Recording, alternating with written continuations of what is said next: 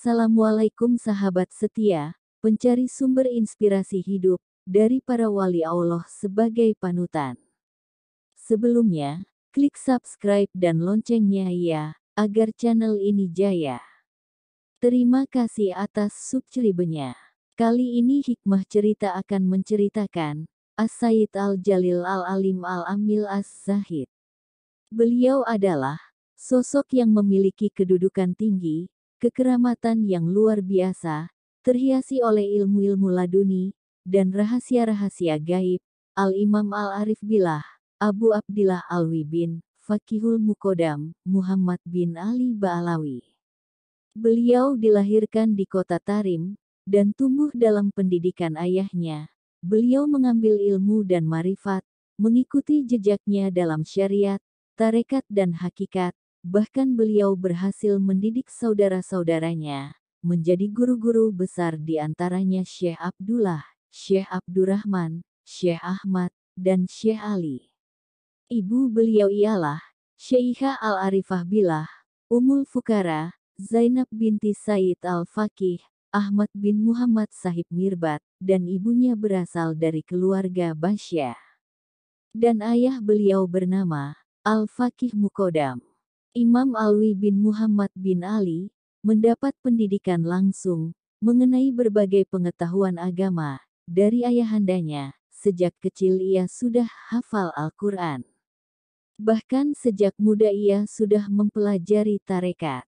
Itulah sebabnya dia juga ahli zuhud, wali yang mempunyai makam tinggi dan karamah yang luar biasa. Beliau juga menimba ilmu dari beberapa ulama, di antaranya Syekh Salim Bafadl, Sayyid Al-Jalil Salim bin Basri, Syekh Ali bin Ibrahim Al-Khatib, dan ulama-ulama lainnya.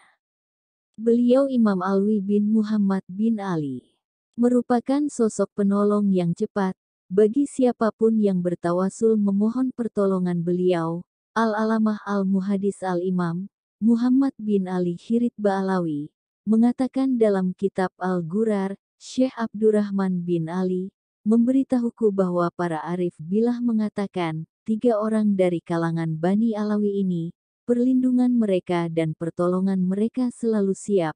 Barang siapa yang bertawasul dalam doanya dengan mereka niscaya terkabul. Mereka adalah Imam Alwi dan putranya Ali, juga Syekh Umar Al-Muhdar. Beliau adalah maha guru besar, yang mendapat izin ilahi untuk berbuat sekehendak hatinya. Bahkan hal ini berlaku setelah perpindahan beliau ke alam barzah. Hal ini dibuktikan oleh maha guru yang besar. Beliau mendapat keistimewaan dari Allah untuk memahami rahasia-rahasia ilahi dan alam barzah. Bahkan beliau diberi dapat menghidupkan dan mematikan atas izin Allah, dapat mengenali tanda-tanda siapa yang bakal masuk surga, dan siapa yang bakal masuk neraka. Bila berkata kepada sesuatu jadilah, maka atau seizin Allah hal itu akan terjadi seperti yang beliau inginkan. Hal di atas tersebut dijelaskan oleh para arifin billah, dan para wali besar yang mencapai kedudukan tahqiq. Bahkan mereka juga meriwayatkan, beliau berkata, aku berada di kedudukan Imam Al-Junaid. Suatu hari ayahnya berkata padanya, yang kala itu ia masih kanak-kanak, engkau dapat mengenali orang yang celaka, dan orang yang bahagia, coba bacalah tanda yang ada di dahiku.